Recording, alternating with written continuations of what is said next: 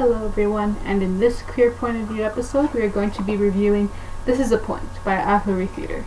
Now, this play is very special, at least to me, because it is a play about cerebral palsy and how people living with it are affected by it.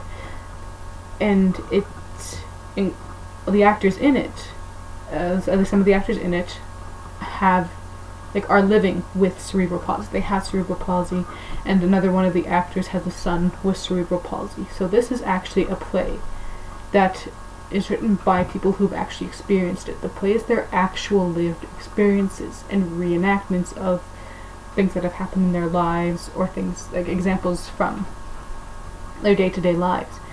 And it's showing it for the audiences in a way that at least I haven't seen before. I have never seen a play that has put someone with cerebral palsy on stage. There's the actors like Tony Diamante, who's in his wheelchair, and he uses his letterboard to communicate as a non-verbal person, and people read it out for him so that he can actually still have a voice on stage. We see how people living with this go about their daily lives, and that's the point. This is the point of this play, is that they are people too, and they have regular lives, they have day-to-day lives, but because they're being stigmatized against for having this disability, their lives are made harder, their lives are made different because of it, because of how other people are viewing them. So this is why this is a very important play to talk about, is because it's a play that takes these experiences and gives it to the audience in a clear way. It's like, here, this is us. It's not that hard to understand. So a play like this is what I want to see more of in theater. I want to see plays that were written by people who had the actual experience, who lived through an actual experiences, and give it authentically and with no censors completely laid bare, to explain to the audience what it's like to be yourself and what it's like to have a lived experience as someone who may be considered different. I hope to see more queer theater in the future that does this, and that's what a lot of queer theater is. It's taking an experience and showing it to the audience to say, hey, look at this. So I'll get a bit more into the actual play. It was written by Tony Diamante, Dan Watson, Christina Serra, Karina Randoja, and Liz McDougall, and a lot of these writers are also the actors and also the director. So they've all worked together closely to make something authentic, to make something personal and close that can also be shared. And it proved that you can do that personal experiences can be put on stage and still be enjoyed by other people and still be understood by other people. Because they took time to explain things. They explained how Tony uses a letterboard to communicate because he's nonverbal. They've explained how Dan's son Bruno uses a book to help communicate as well. They've talked about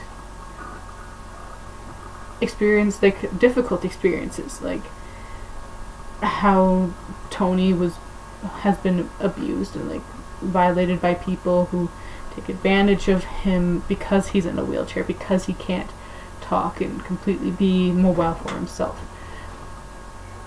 It gets into all the nitty-gritty stuff because none of it is really told. I've never heard stories like this, and so it's important that I have seen this play, that I have now a basis, at least a little tiny story, to try and help me understand what they're going through. So if people can come and see This Is the Point, and appreciate the artistry of it, the creativity of it, and the raw realness of it, then they should also appreciate queer theater as well. Because when a queer individual goes on stage to either talk about the story or just be an actor on stage, they're offering themselves up, but they're being judged by being queer. They're already being judged because of that, and they're not being given that blank slate. So, and neither are Tony and Liz. They're already being judged because they're coming on stage with cerebral palsy. So there's a very strong connection between This Is the Point and the queer experience, and it's what I take away from it is that it is the not the question, but the point of representation. We need these stories out there. We need to be able to open up the stage and let people come on to talk about this, to live this, to share it. Because theater is a very intimate way to share, because you as an audience are responsible for sitting there and listening to these people. You paid to see these tickets, now watch what you paid for. They are giving this to you because you asked for it, so let them talk. Whether they have a disability or whether they be queer or both or not, you are there to listen, so listen. It's, as you see, like I'm excited about this because I'm glad that this play was made. Because this play, in the tagline, it says it's a play about love, sex, and disability. Right there, it's on the right on the program, and all of that can also apply to a queer experience. Queer people also love, they have sex and experience sexuality just like a normal person, which I feel like is a bit of a stigma against queer people because we are described through our sexuality. Queer people are described by how they have sex or who they have sex with. And it doesn't have to be like that, but because that's what makes us apparently different from the heteronormative people, that's how we're judged. It's like, yes, our sexuality is a part of our identity. It's also part of a straight person's identity too. So if we can allow people to be themselves, we don't need to simply judge them because they have a disability. Yes, that disability may be a part of someone, like it is for Tony and Bruno and Liz. Like, they live with this, but they're still a person. They, as Liz said, we still go to rock concerts, we still like having like hard drinks of vodka and stuff like that. Like, it's like, just because someone identifies or is like someone with a disability, someone who's queer, as I've said before, that doesn't need to be their complete identity. Like, that isn't the sum of all the parts. It's something that is. Like, people say, hey, I'm a Capricorn, and like that doesn't sum up your entire identity. It doesn't sum up all your experiences and all your hopes and dreams just to be a Capricorn. So it shouldn't be, one shouldn't need to be like defined by something that's a part of their life, like who they love, how they love, or how they get around. So Hori Theater's This Is the Point was a great play. It was an important play. It was a special play. And it speaks to me as a queer individual because it gave me hope that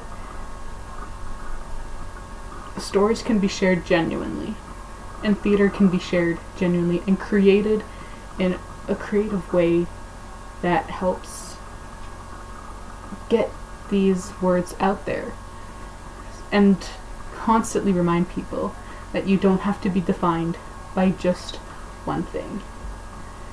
So I hope everyone enjoyed that and my little rant. Do look up a Hurry Theater, and do look up these amazing artists like Tony Diamante, Ben Watson, Liz McDougall. They are great. I love seeing them, and I do hope to see more of this. Thank you.